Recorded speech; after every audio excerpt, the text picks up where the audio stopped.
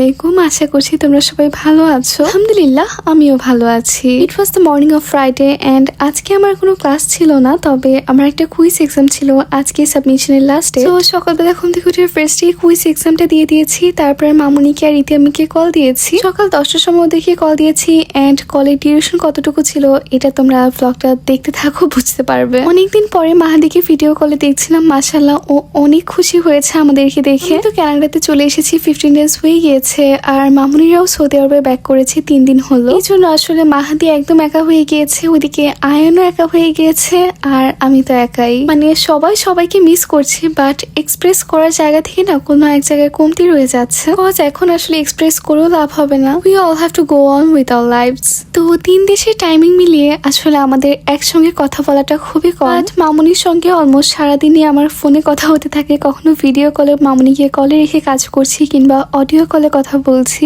এই যে এখন ব্রেকফাস্ট বানাচ্ছি, আমার তো এমনিতে চা বানাতে ইচ্ছা করে না নিজের একার জন্য। আজকে সকালবেলা মামুনিদের সঙ্গে কথা বলে আসলে ভালোই লাগছিল, ভাবলাম আজকে একটু চা বানিয়ে নেওয়া যায়। আমি একটা এগ বয়েলও করতে দিয়েছি, তারপর বাবার সঙ্গে কিছুক্ষণ কথা বললাম এন্ড দেন এক এক করে খালামুনিদেরকেও অ্যাড দিলাম আমাদের গ্রুপ কলে। আমি চলে আসার আগে সবাই আমাদের বাসায় একসঙ্গে হয়েছিলাম, যদিও সেটা খুবই অল্প সময়ের জন্য।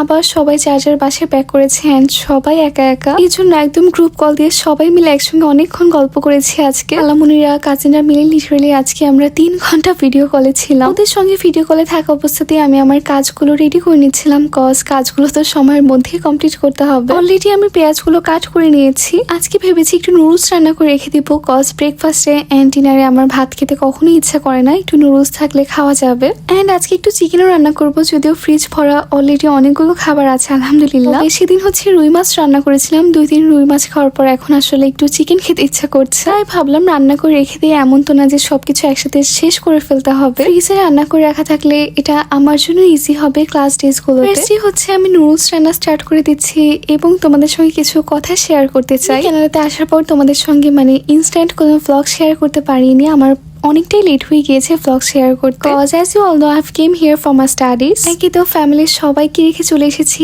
মন খারাপ ছিল, মেন্টালি আমার স্টেবল হতে অনেকটা সময় লেগেছে। সেই সঙ্গে আসার পর থেকে অনেক কাজ ছিল, সোলো একটা সংসার স্টার্ট করতে হয়েছে আমাকে। টুকিটাকি অনেক কিছু কিনতে হয়েছে বাসার জন্য, টুকিটাকি শপিং বলো কিংবা যে প্রয়োজনীয় কাজগুলো আছে, সিম নেওয়া, সোশ্যাল ইন্স্যুরেন্স নাম্বার নেওয়া, ব্যাংক অ্যাকাউন্ট খোলা, আমার ইউনিভার্সিটিতে যাওয়া, ইউনিভার্সিটি কোর্স সিলেক্ট করা, ক্লাস স্টার্ট হওয়া এন্ড অলরেডি কিন্তু আমার কুইজ এক্সাম স্টার্টও হয়ে গিয়েছে। সব মিলিয়ে প্রথম কটা দিন আসলে খুবই বিজি কেটেছে। হয়তো মানে তোমরা যারা ইন্টারন্যাশনাল স্টুডেন্ট আছো তোমরা এটা রিয়েলাইজ করতে পারবে। তার উপর দিয়ে টক্সিক মানুষ ডিল করব এমন আসলে সময়ই হচ্ছে না আমার। I know you guys love me and তোমাদের অনেক কিউরিসিটি ছিল এন্ড আমি কিন্তু এই ব্যাপারগুলো আমার ইউনিভার্সিটির ব্লগটাতে অলরেডি ক্লিয়ার করেছি। আমার কানাডাতে কোনো রিলেটিভস নেই, ইভেন আমি সঙ্গে করে মানে আসার সময় আমার কোনো ফ্রেন্ডও আমার সঙ্গে আসেনি। বাট কানাডাতে আমার কিছু অনলাইন ফ্রেন্ড ছিল যারা কিনা আমাকে এখানে হেল্প করছে আমার প্রয়োজনীয় সব কাজগুলোতে। Since I am new here, so অবশ্যই আমি মানে এখানকার সবকিছু ভালো মতো বুঝবো না, that's why I must need a friend who can help me with everything. এখন যদি কেউ ক্যামেরার সামনে কমফোর্টেবল না হয়, অর আমি যেহেতু ব্লগগুলো পাবলিকলি পোস্ট করছি, এমন পাবলিক ব্লগে নিজেকে শো করতে ইচ্ছুক না হয়, এখন তো আমি কাউকে জোর করতে পারি না, তাই না? ইভেন আমি আমার বাংলাদেশের ব্লগগুলোতেও এই ব্যাপারগুলো সবসময় এনশিওর করেছি যে আমি যদি কিনা আমার এমন কোনো রিলেটিভসের বাসায় যাই যারা কিনা পাবলিকলি ব্লগে কিংবা ক্যামেরার সামনে আসতে কমফোর্টেবল না হয়, আমি কখনোই তাদেরকে জোরাজুরি করবো না আমার ব্লগে আসার জন্য। Cause I respect everyone's privacy. আমি ব্লগ করছি মানে সব আমার আশেপাশের সবারই যে ব্লগ করতে ইচ্ছা হতে পারে বা ব্লগে আসতে ইচ্ছা হতে পারে এমন কোনো কথা নেই। ব্যাপারগুলো ক্লিয়ার করে দেওয়ার পরেও আসলে যে মানুষগুলো এরকম উল্টাপাল্টা কমেন্ট করছো, আমার ভিডিও কে করে দিচ্ছে, কে গাড়ি চালাচ্ছে, কার সঙ্গে ঘুরে বেড়াচ্ছি আমি, মানে যখন আমি অলরেডি সবকিছু ক্লিয়ার করে দিয়েছি তারপরেও এরকম লেম কমেন্টের আসলে কোনো মানেই হয় না। এই 2025 সালে এসেও কিছু মানুষ আসলে এটা মেনে নিতে পারে না যে একটা মেয়ের পক্ষে একা অ্যাব্রোডে মুভ করা পসিবল। আই নিউ ইট যে সবার মেন্টালিটি তো সেম না, এমন কিছু কোশ্চেনের সম্মুখীন অবশ্যই হতে হবে আমাকে, was already mentally prepared for it. তবে সবচেয়ে খারাপ লাগে কখন জানো, আমি যখন দেখতে পাই এই কমেন্টগুলো কিন্তু কখনোই কোনো ছেলেরা করে না। কমেন্ট গুলো ঘুরে ফিরে মেয়েরাই করে থাকে। ফের আমি বলবো সব মেয়েরাও না। লাস্ট কয়েকদিন আমি নোটিস করে দেখলাম হাতে গোনা কয়েকজন মেয়ে আসলে আমার প্রত্যেকটা ভিডিওতে গিয়ে রেগুলার এইসব আজে বাজে কমেন্ট করে যাচ্ছে। যেটি আমি আমার ফ্যামিলি থেকে দূরে আছি, নিজের এখানে এত কাজ আর পড়াশোনা, এর মাঝে আসলে এইসব টক্সিক মানুষকে ডিল করা কিংবা এসব অপ্রয়োজনীয় ব্যাপারে কথা বলার সময় কিংবা ইচ্ছা কোনোটাই আমার নেই। তো যেহেতু তোমরা অনেকেই আমাকে ভালোবাসো, মন থেকে আমার জন্য ভালো কামনা করো, এই জন্য আমার কাছে মনে হলো যে এই ব্যাপারগুলো আর একটু ক্লিয়ারলি তোমাদের সঙ্গে শেয়ার করা উচিত, যেন এরকম অপ্রয়োজনীয় কমেন্ট আর না করো। এরপরেও যদি কেউ এরকম আজে বাজে কমেন্ট করো, আম জাস্ট গনা ব্লক হার ডিরেক্টলি, কজ এরকম টক্সিক মেন্টালিটির মানুষ আমি আমার ফলোয়ার লিস্টে রাখতে চাই না। আমি আমার ভ্লগিং পেজটা ওপেন করার পর থেকে আমার মেন্টালিটি যেরকম ছিল এখনো আমি সেম ভাবেই বলতে চাই। আমার লাখ লাখ ফলোয়ার হবে এমনটা আসলে আমার কখনোই প্রত্যাশা না, কজ ভ্লগিংটা হচ্ছে আমার খুবই শখের একটা জায়গা, ভালো লাগার জায়গা। আমার ভ্লগিং কিংবা আমার পেজটাকে আমি কখনোই কোনো টক্সিক একটা জায়গা বানাতে চাই না আমার জন্য। আমি চাই আমার খুবই অল্প কিছু ফলোয়ার থাকুক, কিন্তু তারা যেন ভালো মনের মানুষ হয়। আমি ট্রাই করি তোমাদের সঙ্গে সবকিছু পজিটিভলি শেয়ার করার জন্য, অ্যান্ড আমি সবকিছু পজিটিভলি নিতে পছন্দ করি, এবং আমি এটাও সবসময় চেষ্টা করি আমার আশেপাশে যেন সবসময় পজিটিভ মাইন্ডেড মানুষগুলোই থাকে। যাই হোক, বলতে বলতে অনেকগুলো কথাই বলে ফেললাম। আসলে মজা মস্করা এগুলো এক দুই দিন ভালো লাগে, কিন্তু রেগুলার যখন না জেনে না বুঝে একই টাইপের কথা বলা হয় তখন না ওই কথাগুলো আর ভালো লাগে না। এই জন্যই কিছু ব্যাপার শেয়ার করতে আজকে এতগুলো কথা বলে ফেললাম। তবে আমি আশা করব আমার কথায় কোনো ভুল থাকলে তোমরা আমার কথাগুলো ক্ষমাস্বরূপ দৃষ্টিতে দেখবে। এইবারই হচ্ছে লাস্টবারের মতো আমি আমার ব্লগে এই কথাগুলো শেয়ার করলাম। হোপফুলি ইনশাল্লাহ আমি কখনই আর এই কথাগুলো ব্লগে বলবো না।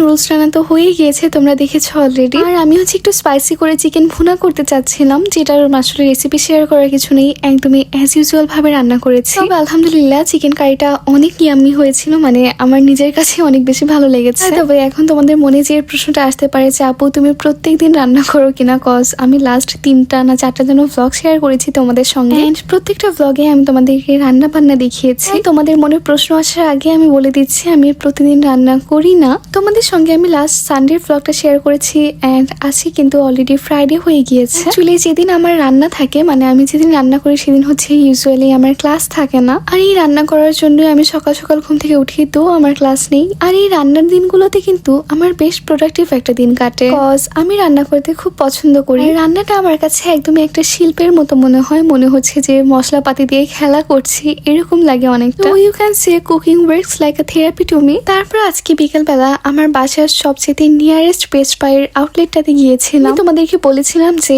আমি হচ্ছে অনলাইনে আইপ্যাড অর্ডার করেছি, বাট ফর সাম রিজন ওরা আমার অর্ডারটা ক্যান্সেল করে দিয়েছে। দ্যাটস ওয়াই এখন আমাকে শপে এসে আইপ্যাড কিনতে হচ্ছে। আবার আমি একটু কনফিউজ ছিলাম যে আমি 11 ইঞ্চি নিব আর 13 ইঞ্চি নিব।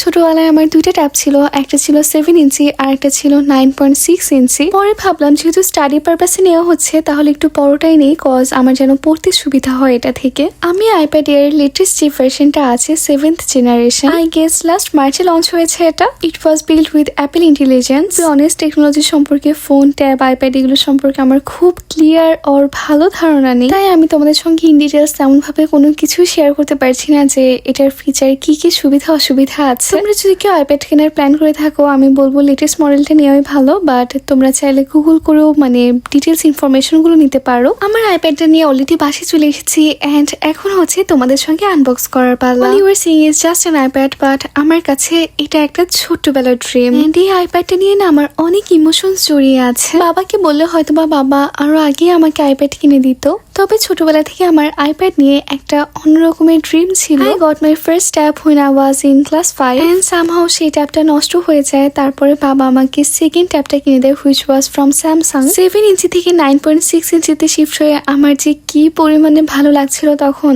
আমি আমার সেকেন্ড ট্যাবটা পেয়েছিলাম আমার ক্লাস 6 এর অ্যানুয়াল এক্সামের পরে। বাই দ্য ওয়ে একটা কথা একটু ক্লিয়ার করে বলে রাখতে চাই, প্লিজ তোমরা কেউ জাজমেন্টাল হয়েও না। ছোটবেলা থেকে আসলে আমার বাসায় টেকনোলজি নিয়ে কোনো রেস্ট্রিকশন ছিল না আমার উপর। I was literally a TV serial addicted when I was in class 1 or 2। তবে ছোটবেলা থেকে আলহামদুলিল্লাহ আমি সবসময় একটা ব্যাপার মেক শিওর করতাম, আমার ফেভারিট সিরিয়ালটা আসার আগে কিংবা আমার পছন্দের মুভিটা স্টার্ট হওয়ার আগে আমি যেন সবসময় আমার ডেইলি পড়াগুলো কমপ্লিট করে রাখছি। হয়তো এই জন্যই আসলে টেকনোলজি নিয়ে আমার বাসা থেকে কখনোই কোনো রেস্ট্রিকশন ছিল না আলহামদুলিল্লাহ। তো I had got my personal tab when I was in class 5। তবে ছোটবেলা থেকে এখন পর্যন্ত আসলে কখনোই আমার ফোনের প্রতি আর স্ক্রিনের প্রতি অ্যাডিকশন হয়নি। হয়নি। মোবাইল, টিভি, ট্যাব, ল্যাপটপ এগুলো আসলে যতটুকু প্রয়োজন আমি ঠিক ততটুকু সময় ইউজ করতাম কিংবা দেখতাম। কজ আমি ছোটবেলায় অনেক স্টাডিয়াস ছিলাম। আমাকে যারা ছোটবেলা থেকে চিনে ওরা জানবে truly I was addicted in studying.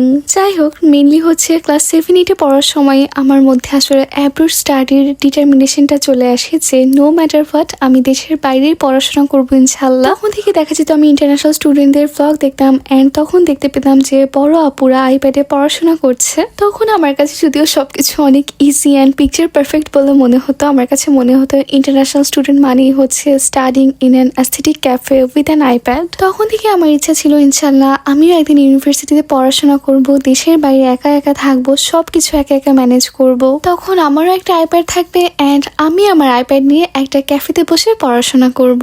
এই জন্য আসলে প্রথমে আল্লাহ রাব্বুল আলামিনের কাছে হাজারো লাখো কোটি কোটি শুকরিয়া এবং আমার মামুনি বাবাকে অনেক অনেক থ্যাংক ইউ আমাকে ট্রাস্ট করার জন্য এবং মাত্র 5-7 বছরের ব্যবধানে আমার স্বপ্নগুলো সত্যিতে বাস্তবায়ন করার জন্য। যেহেতু অনেক ছোট ভাই আপুরা আমার ভিডিওগুলো ফলো করো কিংবা দেখতে পছন্দ করো, তোমাদের উদ্দেশ্যে একটা কথাই বলতে চাই, please never stop dreaming, trust me, dream to comes true. যে জিনিসটা তোমার কাছে এখন একদমই ইম্পসিবল বলে মনে হচ্ছে, মানে একদমই স্বপ্নের মতো লাগছে, তুমি যদি সৎ উদ্দেশ্যে তোমার 100% হার্ড ওয়ার্ক দাও জিনিসটা কিংবা সেই স্বপ্নটা পূরণ করার উদ্দেশ্যে, ইনশাআল্লাহ মহান আল্লাহ রাব্বুল আলামিন তোমার জন্য বাকিটা পথ সহজ করে দিবেন। আর আল্লাহর কাছে সবসময় চাইবা, মন খুলে আল্লাহর কাছে চাইবা। যে ব্যাপারগুলো আমাদের কাছে অসম্ভব সেই ব্যাপারগুলো কিন্তু আমাদের সর্বশক্তিমান আল্লাহ রাব্বুল আলামিনের কাছে অসম্ভব না। তাই যখন আল্লাহর কাছে চাইবে, দোয়া করবে, তখন অসম্ভব জিনিস চাইবে এবং আল্লাহ রাব্বুল আলামিনের প্রতি দৃঢ় বিশ্বাস রেখে দোয়া করবে। ইনশাআল্লাহ সঠিক সময়ে আল্লাহ রাব্বুল আলামিন তোমার সব স্বপ্ন পূরণ করবেন।